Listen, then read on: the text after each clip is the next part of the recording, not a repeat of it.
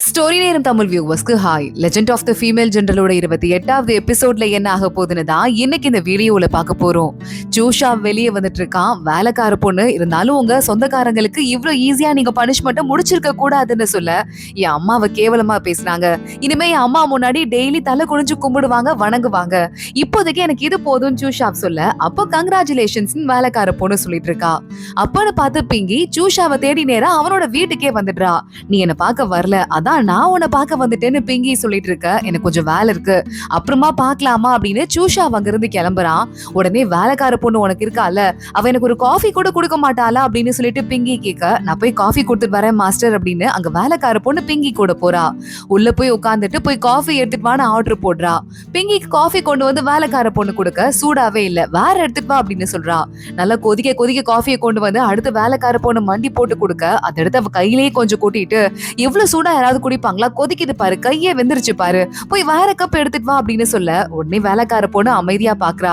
உங்களுக்கு வந்துட்டு மரியாதையே தெரியல. எங்க பாஸ் எனக்கு என்ன சொல்லி கொடுத்திருக்காருன்னா, எல்லாருமே ஒண்ணுதான், வேலைக்காரங்களா இருந்தாலும் சரி, அடிமையா இருந்தாலும் சரி, பெரிய அமைச்சரா இருந்தாலும் சரி, யாருக்கா இருந்தாலும் மரியாதை கொடுக்கணும்னு சொல்லி கொடுத்திருக்காரு. ஆனா உங்க அப்பா உங்களுக்கு அதை சொல்லி கொடுக்கல போல. ஒருவேளை உங்களுக்கு சான்ஸ் கிடைச்சதுன்னா எங்க பாஸ் கிட்ட அதை கத்துக்கோங்கன்னு சொல்ல பலர்னு ஓங்கி ஒரு அறை விட்டுறா பிங்கி. சரி நான் வேலையை முடிச்சுட்டேங்க, இப்ப கிளம்புறேன், அரை கூட வாங்கிட்டேன்னு அசிஸ்டன்ட் பொண்ணு அங்க இருந்து கிளம்பி போயிடுறா. பிங்கி கப்பெல்லாம் கீழே போட்டு உடைச்சிட்டு என்னையா அவாய்ட் பண்ற அப்படின்னு நேரா அங்க அவங்க அப்பா கிட்ட போயிடுறா. அப்பா என்ன கொஞ்சம் கூட ஜூஷா கண்டுக்கிறதே இல்லப்பா, அவன் வேலைக்கார பொண்ணுலாம் நான் அசிங்கப்படுத்திட்டான்ப்பான்னு சொல்ல அடுத்து இந்த பிரைம் மினிஸ்டர் நேரா ஜூஷாவை கூப்பிட்டு விட்டுறான்.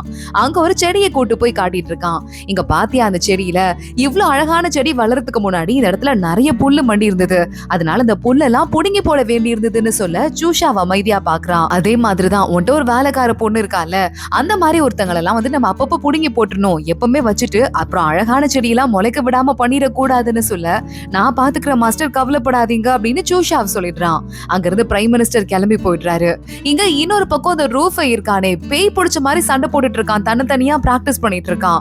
கையில வால் ஸ்லிப் ஆகி கீழே விழுதுறதுன்னு தூணை போட்டு குத்திட்டு இருக்கான். அங்க வர ரூஃபையோட அப்பா என்னடா பண்ற அப்படின்னு கேட்க, நான் தளபதி, இந்த சின்ன காயெல்லாம் என்ன ஒண்ணும் பண்ணாது, ஆனா நான் இருக்கிற கோவத்துக்கு அப்படின்னு சொல்லிட்டு ரூஃபை மறுபடியும் கடுப்பாக ஆரம்பிக்கிறான். அப்ப ரூஃபை பிளாஷ்பேக்கை யோசிச்சு பார்த்துட்டு இருக்கான். ரூஃபை கோவில் இருந்தான்ல, ஹீயா பேரை சொல்லிட்டு அப்போ உனக்கு மருந்து கொடுக்கறதுக்கு ஆள் வரும்போது அந்த மருந்தை கீழே கொட்டிடுறான் ரூஃபை. என்னதான் இருந்தாலும் நான் இந்த இடத்துலதான் இருக்க போறேன், எனக்கு எதுக்கு மருந்து, எனக்கு மருந்தே தேவையில்லை, நான் சரியானா மட்டும் எனக்குன்னு ஏதாவது அடையாளம் இருக்கா என்ன, எல்லாம் வேஸ்ட் அப்படின்னு ரூஃபை புலம்ப ஆரம்பிக்கிறான். அப்போ உனக்கு ஏதாவது செய்யணும்னு ஆசை இருக்கா என்ன, அதை செய்யறதுக்கு நான் வாய்ப்பு கொடுத்தா உனக்கு ஓகேவான்னு கேட்டுட்டு ஒரு குரல் கேக்குது. பார்த்தா பிரைம் மினிஸ்டர் தான் உள்ள வராரு. நீதான் உண்மையான ரூஃபைன்னு எனக்கு தெரியும் அப்படின்னு சொல்ல, நான் தான் உண்மையான ரூஃபை, ஆனா அதை தெரிஞ்சுட்டு நீங்க என்ன பண்ண போறீங்க அப்படின்னு சொல்லிட்டு இவன் பிரைம் மினிஸ்டரையே கேட்க ஆரம்பிக்கிறான். நான் யாருன்னு உனக்கு தெரியலையா, நான் அந்த நாட்டோட பிரைம் மினிஸ்டர்னு சொல்ல, நான் என்ன பண்ணணும்னு சொல்லுங்க, நான் மறுபடியும் என்னோட பதவியை அடையறதுக்கு நான் என்ன பண்ணணும்னு சொல்லுங்கன்னு ரூஃபை அப்பதான் பிரைம் மினிஸ்டர் சொன்னதெல்லாம் கேட்க ஆரம்பிச்சிருக்கான். அதுக்கப்புறமா எப்பவுமே ஹியா மாஸ்க் போட்டிருப்பால, அதனால ஒரு தழும்பு இருக்கணுங்கிறதுக்காக அவனோட கண்ணுக்கிட்ட அவனே ஒரு தழும்பு ஒண்ணு போட்டுட்டு கொஞ்சம் கொஞ்சமா அந்த மருந்தெல்லாம் சாப்பிட்டுட்டு பிராக்டிஸ் பண்ணிட்டு அதுக்கப்புறமா ஹியாவோட பொறுப்பை இவன் முழுக்க எடுத்திருந்திருக்கான். இத பத்தி யோசிச்சு பார்த்துட்டு நான் தான் உண்மையான ரூஃபை, யாரும் என் கிட்ட அதை புடுங்கிக்க முடியாதுன்னு தனியா மறுபடியும் கோபத்தோட பிராக்டிஸ் பண்ண ஆரம்பிக்கிறான். இங்க அடுத்த கதையை யோசிச்சு பாக்குறான். நல்லா பிராக்டிஸ் எல்லாம் பண்ணி முடிச்சதுக்கு அப்புறமா சாய் இருக்கானே, அவன் பையன் செத்து போயிட்டான் அப்படின்னு அழுதுட்டு இருக்கும் போது அந்த இடத்துக்கு ரூஃபை முகத்துல மறுபடியும் மாஸ்க போட்டுட்டு வந்துடுறான். அப்ப அவன்கிட்ட ஒரு டோக்கன் இருக்கு. ரூஃபை கிட்ட, அதாவது இந்த குடும்பத்தோட முதல் ஆம்பளை வாரிசு கிட்டதான் அந்த டோக்கனை கொடுப்பாங்களாம் பரம்பரை பரம்பரையா. அதை பார்த்ததுமே சாய் இதுதான் ரூஃபை அப்படின்னு நம்பிடுறான். எனக்கு ஒரு ஹெல்ப் பண்ணு, நம்ம வந்து உன் பையனை கொண்டவங்கள சும்மா விடக்கூடாது, பழி வாங்கணும் அப்படின்னு சொல்லிட்டு சாயை கூட்டு சேர்த்துட்டு இந்த வேலையெல்லாம் இங்க ரூஃபை பார்த்து வச்சிட்டு இருக்கான். இங்க ரூஃபை கிட்ட அவங்க அப்பா சொல்றாரு, இங்க பாருப்பா, பொறுமையா எதுவா இருந்தாலும் பாத்துக்கலாம், உன்ட்டதான் பிரைம் மினிஸ்டர் இப்ப பேசிட்டு இருக்காருல, அவர் எதுவா இருந்தாலும் பாத்துக்குவாருப்பா அப்படின்னு சொல்ல, இங்க பாருங்கப்பா, நான் வந்து அவருக்கு வெறும் பகடக்காய் மட்டும்தான், அந்த ஆள் என்ன காப்பாத்த மாட்டாரு, ஆனா என்ன காப்பாத்துற மாதிரி சில விஷயத்த நான் வச்சிருக்கேங்கிறது உண்மைதான். ஆனா உங்களுக்கு ஒரு உண்மை தெரியுமா, உங்க பொண்ணு இன்னும் சாவல, சீக்கிரமா திரும்பி வரப்போறா, திரும்பி வந்து நம்ம குடும்பத்தையே பழி வாங்காம விட மாட்டா, இந்த குடும்பத்தோட பேரு பெருமை மரியாதை எல்லாம் கொஞ்சமாவது காப்பாத்தப்படணும்னா அவ மறுபடியும் உள்ள வரக்கூடாது, அவ வந்தானா எல்லாமே கெட்டுரும், அவ வராம இருக்கிறதுக்கு எல்லா வேலையும் நான் நான் பண்ணிட்டேன் அப்படின்னு ரூஃபை சொல்றான். அவங்க அப்பா ஷாக் ஆயிட்டு பாத்துட்டு இருக்கான். இங்க நம்ம ஹியா, ஷாவ்ஜு அப்புறம் அசிஸ்டன்ட் 3 பேருமா சேர்ந்து டிராவல் பண்ணி வந்துட்டு இருக்காங்க. ஒரு ஹோட்டல்ல ஸ்டே பண்றதுக்கு ஆரம்பிக்கிறாங்க. அந்த ஹன் இருக்கான்ல கூட தானே வந்தான், ஒய்ஃபை பாக்கணும்னு பாத்தியிலே கிளம்பி ஓடிட்டானா. பாருயேன் அவனும் கிளம்பி ஓடிட்டான். இப்ப நீ கூட வீட்டுக்கு போறல்ல அப்படின்னு ஹியா ஷாவ்ஜுவை பார்த்து கேட்டுட்டு இருக்கா. ஷாவ்ஜு உடனே கையில வாள் எடுத்து அசிஸ்டன்ட மிரட்டுற மாதிரி ஆரம்பிக்க அசிஸ்டன்ட் மிரண்டு போயிடுறான், என்ன சொல்ல வராருன்னு. அப்புறம் சிச்சுவேஷனை புரிஞ்சுட்டு, ஆமா ஹியா நீ எங்க தங்க போற அப்படின்னு கேட்க, நான் ஹோட்டல்ல தங்க போறேன்னு ஹியா சொல்றா. ஷாவ்ஜு என்ன சொல்ல வரான்னு இப்பதான் அசிஸ்டன்ட்க்கு புரியுது. ஷாவ்ஜுவோட வீடே ரொம்ப பெருசுதான், அவர் வீட்டுல நீ ஸ்டே பண்ணிக்கலாம்ல அப்படின்னு வேணும்னே அவன் விட்டு போட்டு பாக்குறான். ஆமாமா நீ அங்கேயே ஸ்டே பண்ணிக்கோன்னு ஷாவ்ஜு இதுக்கும் அதுக்கும் சம்பந்தமே இல்லாத மாதிரி கேஷுவலா பேச ஆரம்பிக்க அசிஸ்டன்ட்டே சிரிக்கிறான். அந்த இடத்துக்கு அசாசினேட் பண்றதுக்காக 3 பேர் உள்ள வராங்க. இந்த 3 பேருமே கண்டுபிடிச்சிடுறாங்க ஷாவ்ஜு டீம்ல. ஓ கொல்றதுக்கு வரீங்களா வாங்கடா அப்படின்னு.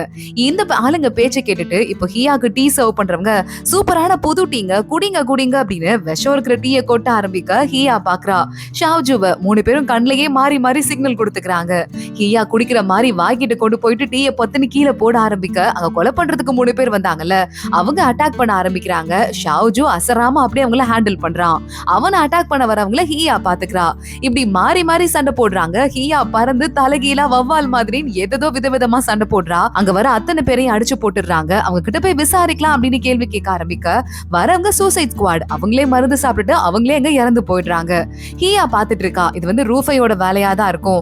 என்னதான் டார்கெட் பண்ணி வந்திருக்காங்கன்னா வேற யாருமா இருக்காது அப்படின்னு சொல்லிட்டு கிளம்பலாம் அப்படின்னு சொல்லிட்டு இருக்கா.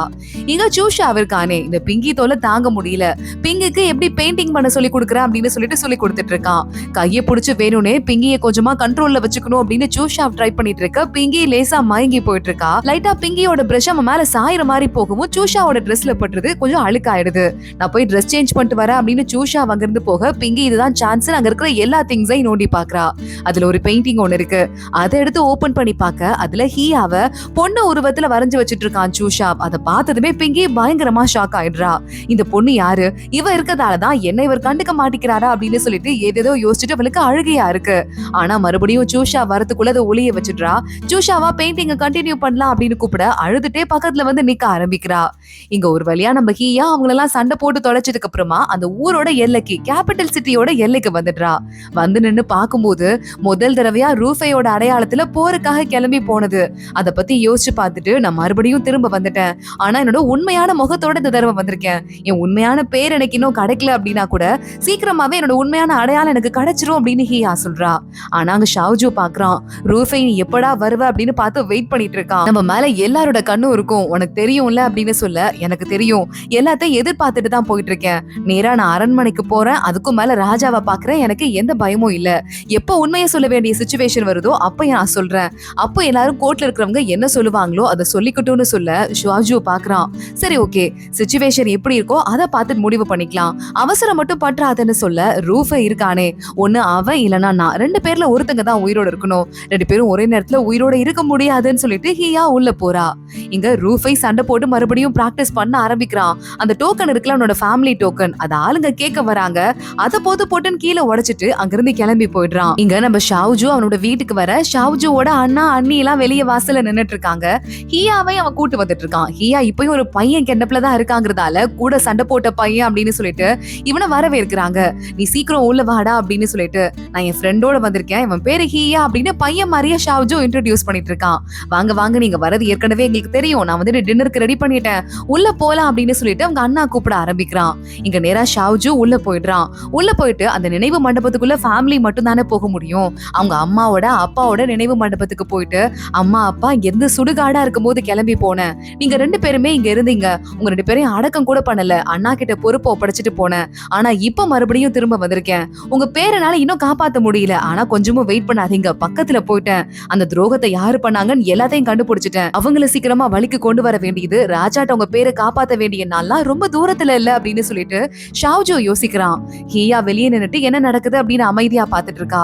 அவன் அவங்க அம்மா கிட்ட வேண்டிட்டு இருக்காமா, நீ வா நம்ம உட்காரலாம் அப்படின்னு சொல்லிட்டு ஷாவ்ஜுவோட அண்ணாவும் அண்ணி அங்க இருந்து கூட்டு போயிடுறாங்க. அம்மா அது மட்டும் இல்லாம இன்னொரு முக்கியமான விஷயம், எனக்குன்னு சொல்லிட்டு ஒரு பொண்ணு ரொம்ப பிடிச்சிருக்கு, அந்த பொண்ணை நான் பாத்திருக்கேன், என் வாழ்க்கையில இப்படி ஒண்ணு நடக்கும் நான் யோசிச்சு கூட பார்த்தது இல்ல, இப்போ அவளால உள்ள வர முடியாத சிச்சுவேஷன்ல இருக்கா, நான் சீக்கிரமா அவளை குடும்பமாக்கிட்டு உங்ககிட்ட மறுபடியும் கொண்டு வரேன், ஆனா அதுக்குள்ள எல்லா பிரச்சனைக்கும் முடிவு கட்டியிருப்பேன் அப்படின்னு ஷாவ்ஜு சொல்லிட்டு இருக்கான். இங்க அண்ணா அண்ணி ஷாவ்ஜு ஹியா 4 பேரும் ஒண்ணா தான் உட்கார்ந்துட்டு இருக்காங்க. உங்க 2 பேரையும் பார்க்க ரொம்ப அழகான ஜோடியா இருக்கு அப்படின்னு ஹியா போய் அண்ணாவையும் அண்ணியையும் சொல்ல தேங்க்ஸ்மா அப்படின்னு அவங்க சொல்ல ஆரம்பிக்கிறாங்க. கரெக்ட்டா நீங்க இங்க தங்க போறேன்னு எனக்கு தெரியும். நல்லா உங்களுக்கு ஒரு பெரிய அரண்மனையா ஏற்பாடு பண்றேன் அப்படின்னு அவங்க சொல்லிட்டு இருக்க ஷாஜு பாக்குறான். இல்ல என்னோட வீட்லயே சைடு கெஸ்ட் ரூம் இருக்கு, அத அவ யூஸ் பண்ணிக்குவா அப்படின்னு சொல்ல உன் ரூம்ல யாரையுமே விட மாட்டேன் சைடு கெஸ்ட் ரூம்ல, முதல் முறையா விடுற, அப்ப அந்த அளவுக்கு ஹியா ரொம்ப முக்கியமான ஆள் போல உனக்குன்னு அண்ணி சொல்றாங்க. ஷாஜு கொஞ்சம் சாப்பாடெல்லாம் எடுத்து உனக்கு பிடிச்ச டிஷ் பாரு சாப்பிடு அப்படின்னு வைக்க, என்னடா இது ஏன்னா அவன் சொந்த அண்ணன், எனக்கு கூட நீ இவ்வளவு பாசம் காட்டினது இல்ல, என்னடா ஆச்சு உனக்கு அப்படின்னு அவங்க அண்ணாவே கேட்க ஆரம்பிக்க ஷாஜு வெக்கப்பட்டுட்டு சிரிச்சிட்டு இருக்கான். உண்மை தெரியும் போது இவங்க என்ன ஆக போறாங்கன்னு தெரியலன்னு. ஹியா அடுத்த நாள் வெளியே போறா. இந்த அண்ணாவை அண்ணியையும் பார்த்திருக்கேன், ஒரு கிஃப்ட் கூட வாங்காம வந்துட்டேன், போய் கிஃப்ட் வாங்கலாம் அப்படின்னு வெளியே போறா. சில பேர் ஃபாலோ பண்றாங்க. ஹியாக்கு சிரிப்பா வருது. என்ன ஃபாலோ பண்ற மூஞ்ச பரன்னு ஒருத்தனை புடிச்செழுத்து, யாரா உன் மாஸ்டர் ஒன்னு அனுப்புனார்ல அவர்கிட்ட போயிட்டு அதுக்கு மொத்தமா பழி தீத்துருவேன், எல்லாத்துக்கும் விலைய கொடுக்க போறேன்னு சொல்லு அப்படின்னு ஹியா சொல்லி விடுறா. ரூஃபை கிட்ட ஆளு போயிட்டு நம்ம ஆளுங்க மாட்டிட்டாங்கன்னு சொல்ல ரூஃபை அந்த ஆளு அடிச்சு நவுத்துறான். ஏன்னா கொலை பண்ணதான் தப்பு இல்ல, வாட்ச் பண்ணுங்கன்னு சொன்னா அது கூட பண்ண முடியாதா, என்ன சொன்னா அவ அப்படின்னு கேட்க உங்களுக்கு வந்து மொத்தமா திருப்பி கொடுத்துருவாங்களாம், அததான் சொன்னாங்கன்னு அந்த அசிஸ்டன்ட் சொல்ல அவ எங்க இருக்கா, வெளியே தானே இருக்கா, அவளை நானே தீத்து கட்டிடுறேன் அப்படின்னு அங்கிருந்து ரூஃபை கிளம்புறான். ஹியா திங்ஸ் எல்லாம் வாங்கிட்டு கடையில இருந்து வெளியே வந்துட்டு இருக்க. ரூஃபை கையில ஒரு வெப்பன் வச்சுட்டு ஹியாவை அட்டாக் பண்றதுக்கு ரெடி ஆயிட்டு இருக்கான். அதோட தான் இந்த எபிசோட் முடியுது.